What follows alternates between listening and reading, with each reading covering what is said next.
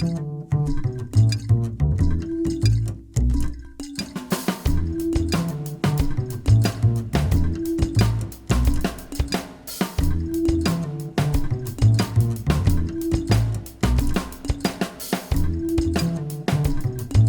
back to the Ripewave audio community, where we explore together all types of home audio systems, from hi-fi to home theater. My name is John, and for this video we will continue our top AV processor separates between $5,000 and $10,000 series, which support immersive audio formats for at least 12 channels. For part 5, we dive into the I/O these processors provide for external components.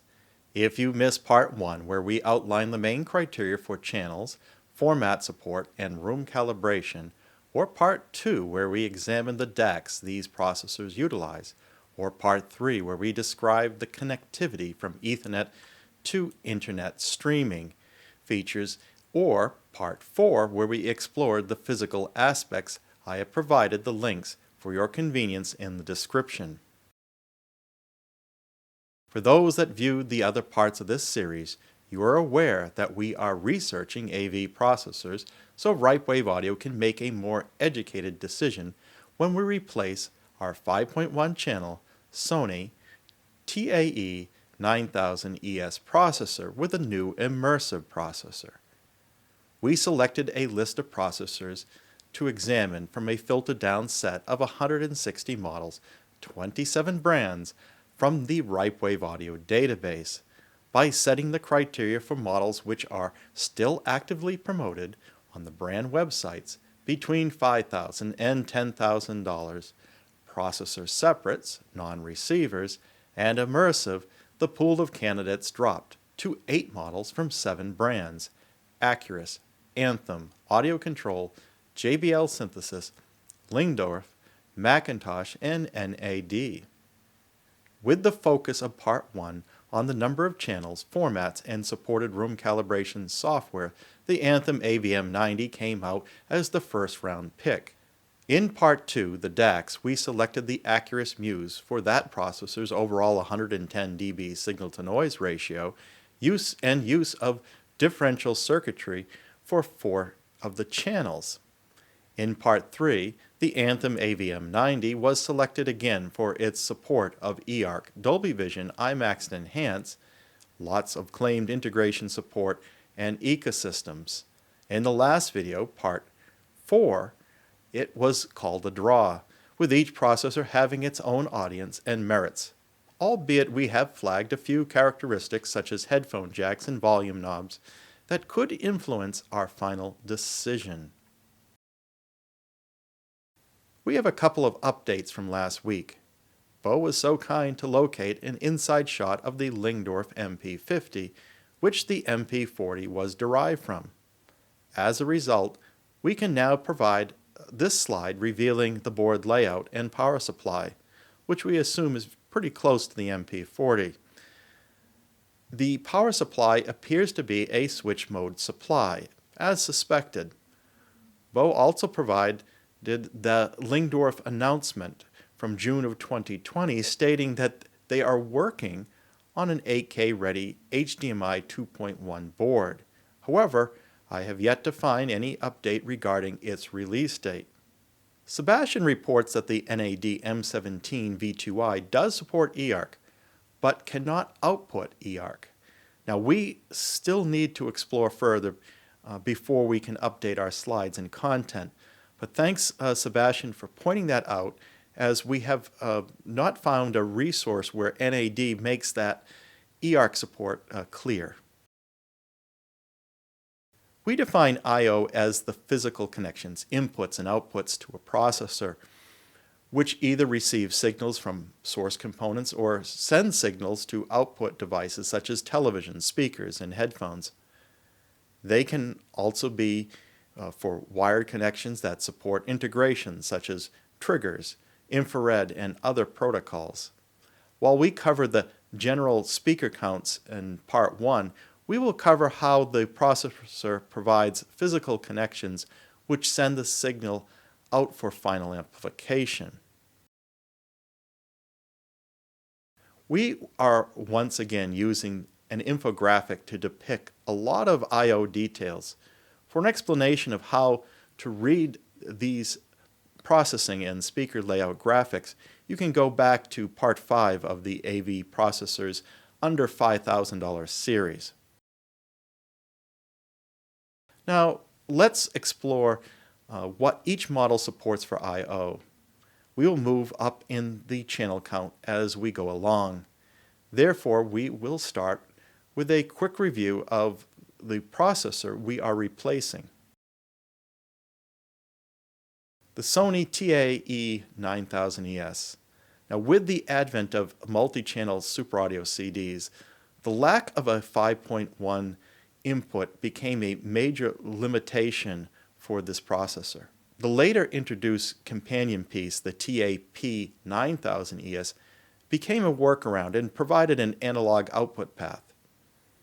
As I didn't purchase that add-on component, which wasn't an ideal solution, I have been living with that deficiency.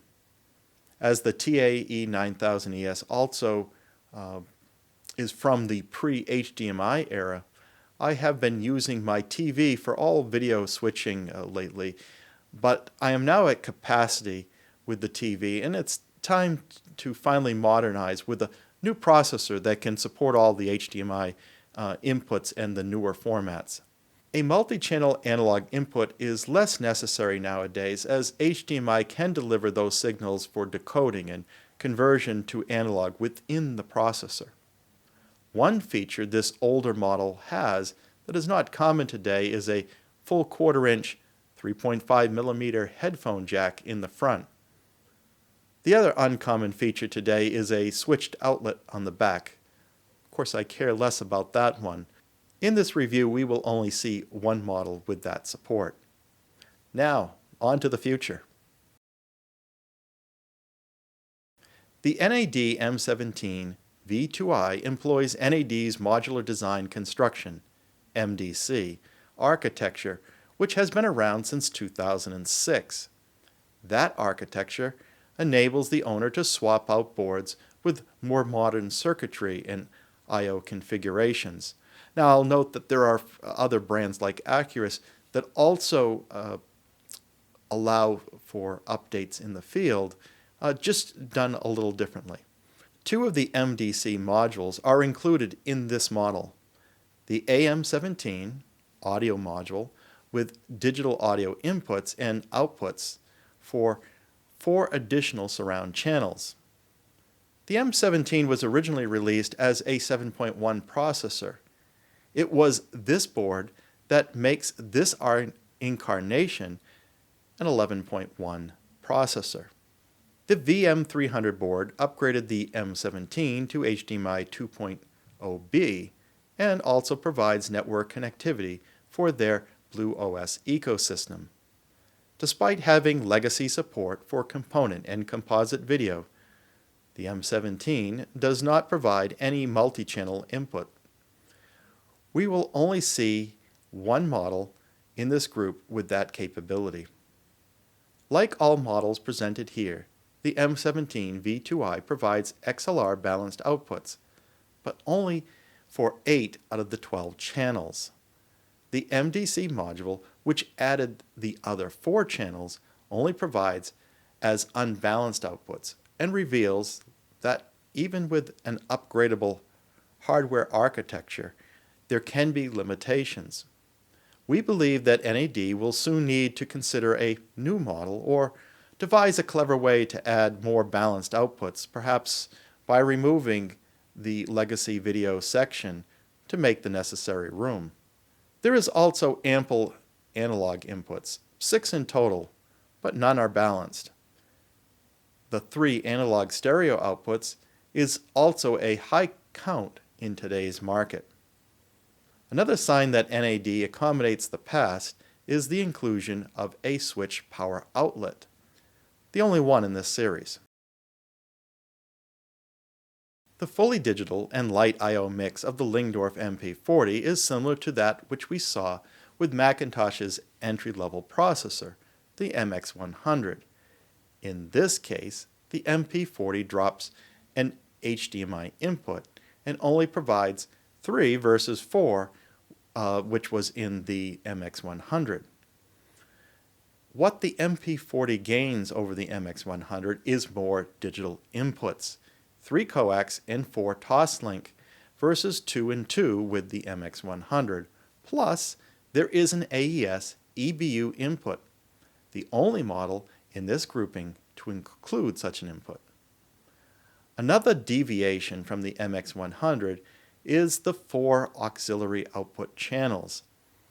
As this unit only provides 12 channels of processing, we understand that outputs 13 through 16 are to accommodate alternate speaker layouts when, for example, Auro-3d is activated as opposed to standard Atmos approach. DTS-X is flexible and can accommodate any layout. All analog outputs are balanced.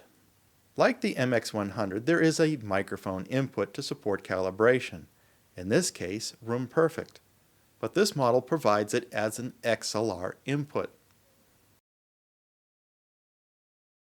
The McIntosh MX123 not only jumps out to 15 channels of processing, it provides the most options for I/O, including legacy connections beating out the NAD M17v2i. The 7-in, 3-out is the most common HDMI count in this price range and suitable for our high count needs. If you have a need to bring in a multi-channel analog signal, the MX123 is the only model that can accommodate, and does so, as a 7.1 set. The 3-component video inputs may be overkill for legacy support, as I can imagine systems with older devices still in service are likely to cap out at 1 or 2, but there is always an exception. The MX123 also provides a moving magnet phono input. This is one of 4 units covered with a balanced XLR input, which may be more common need at this price point. The Acurus Muse is able to fit in a lot of I/O despite its slim form factor. For those looking to keep the electronics inconspicuous and conserve shelf space, this model may deserve some attention. The trick they use in providing the full set of 16 balanced outputs is to provide the last 4 as a breakout cable connected to a DB9 connector on the back of the unit. The 8 HDMI inputs are the highest count we have seen at any price point. The 2 HDMI outputs they pair with those 8 inputs is typical of this combination of 8-in, 2-out versus 7-in and 3-out. For us, the 8-in, 2-out, we feel that's better balance than the 7-in, 3-out combination of HDMI. But you may have a different set of needs. We like that Acurus keeps a couple of analog inputs on board and does not go fully digital, as with the Lyngdorf MP-40 and McIntosh MX100. That at least gives you a means to add a turntable to the system. The digital downmix outputs are also a nice touch. The JBL Synthesis SDP-55 uses the standard Harman layout, which is common to all of their other brands, Arcam, Lexicon, and AudioControl.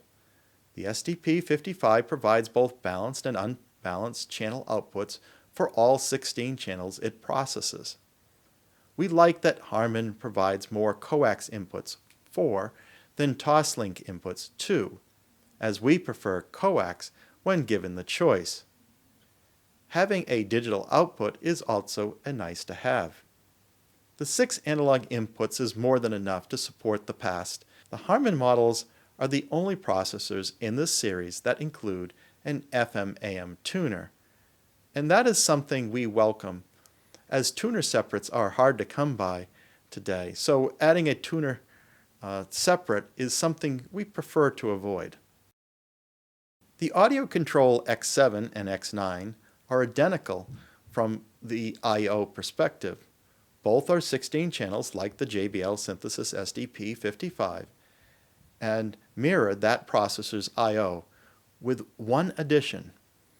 The AudioControl X7 and X9 each have two balanced XLR inputs not available on the JBL Synthesis model. If you have sources with superior DACs, those inputs may be an item which may remove the JBL SDP-55 from consideration versus the X7 or X9. Anthem's $6,999 AVM90 shares a lot with their $3,499 AVM70. The AVM90 takes the I/O of the AVM70 and adds two outputs for a total of 19, which are delivered as both balanced XLR and unbalanced. If you are seeking independent subwoofer control and like the Anthem range, the AVM90 provides control of 4 subwoofers as opposed to 2. Of course, at this price point, the AVM90 is not alone with that capability. Anthem has kept legacy support about medium with 4 analog inputs and a phono stage.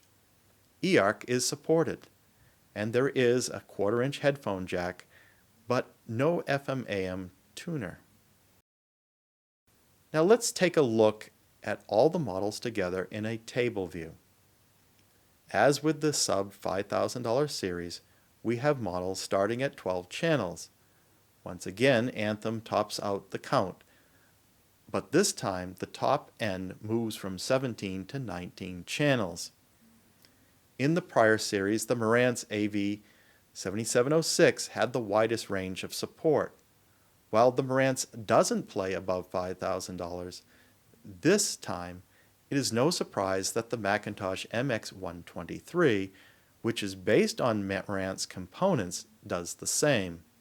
However, the MX123 doesn't provide a headphone jack, something we only see in half the models in this series from JBL Synthesis, AudioControl, and Anthem brands.